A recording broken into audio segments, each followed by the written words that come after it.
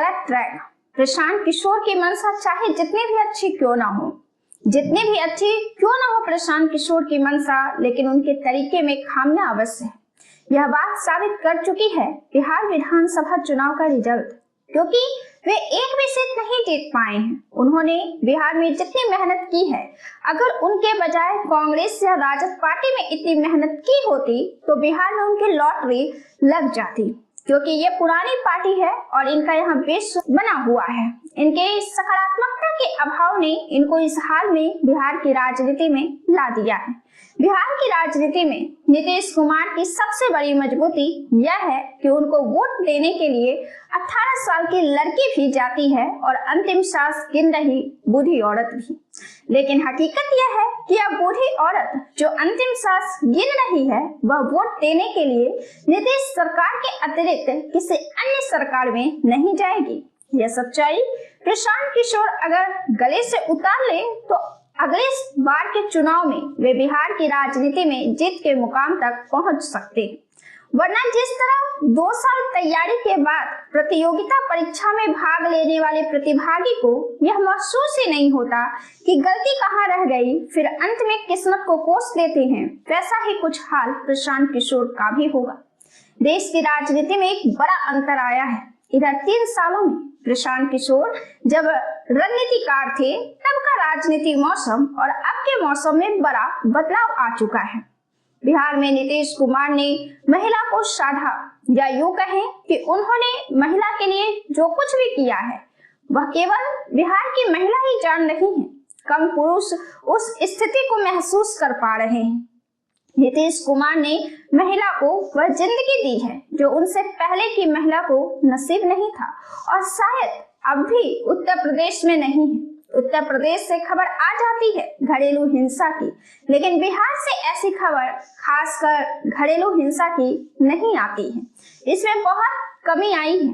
अब तो कोई बिहार में महिला को गाली भी नहीं देता है। पहले तो बात बात में गाली दी जाती थी, कोई भी गाली के साथ बात करता था, पीठ पीछे, सामने, लेकिन अब सबके जुबान पर लगाम लग चुकी है और समाज में महिला को लेकर एक सम्मान की भावना है। महिला को अपमानित करने वाली भाषा पर पूरी तरह लगाम लगी है। यह क्रांति है, एक सामाजिक क्रांति। यह क्रांति नीतीश कुमार ने दी है। महिला के सांसों पर किसी पुरुष का हक होता था और अब महिला का हक पुरुष की जिंदगी पर होता है। यह बड़ा बदलाव आया है।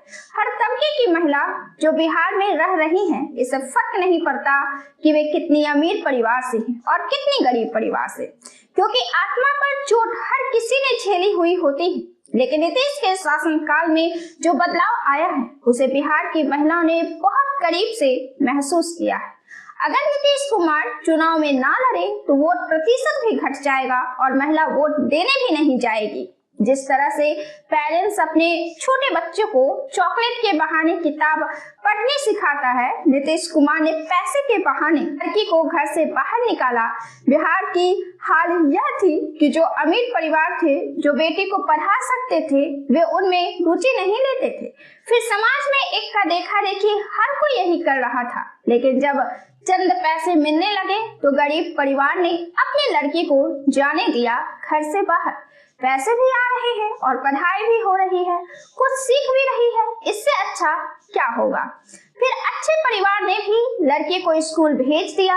इस तरह से आज की लड़कियों के लिए नीतीश कुमार पिता से कम भूमिका में है ही नहीं, और उनके माता पिता के लिए भी, क्योंकि कोई भी पेरेंट्स कितना भी सोच से पिछड़ा क्यों ना हो, जब उसे रिजल्ट पॉजिटिव मिल जाता है तब उस रिजल्ट को देने वाले के प्रति आभारी होता ही है।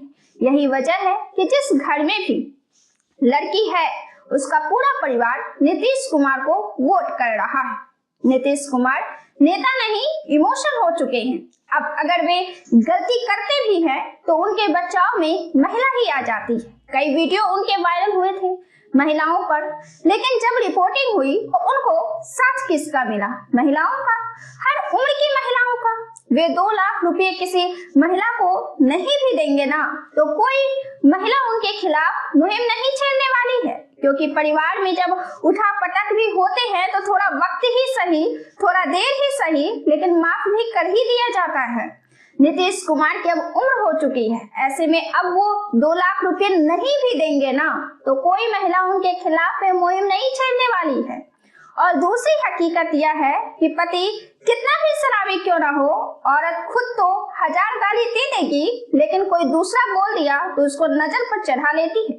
बिहार में नीतीश कुमार से महिलाओं का कुछ वही लगाव बन चुका है। यह केवल इसलिए नहीं कि उन्होंने चंद पैसे दिए, यह इसलिए कि अगर महिला चंद पैसे भी खुद से कमाती है ना तो वो आत्मनिर्भर कहलाती है, और वही औरत पति की लाखों की सैलरी भी रखती है ना तो वो आर्थिक रूप से मजबूत स्वतंत्र तौर पर नहीं कहला सकती है।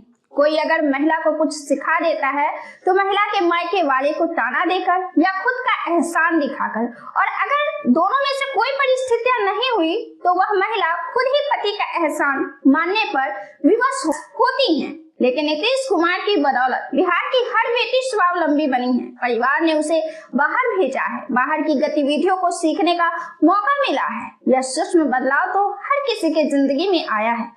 यही वजह है कि नीतीश कुमार की बल्ले बल्ले है।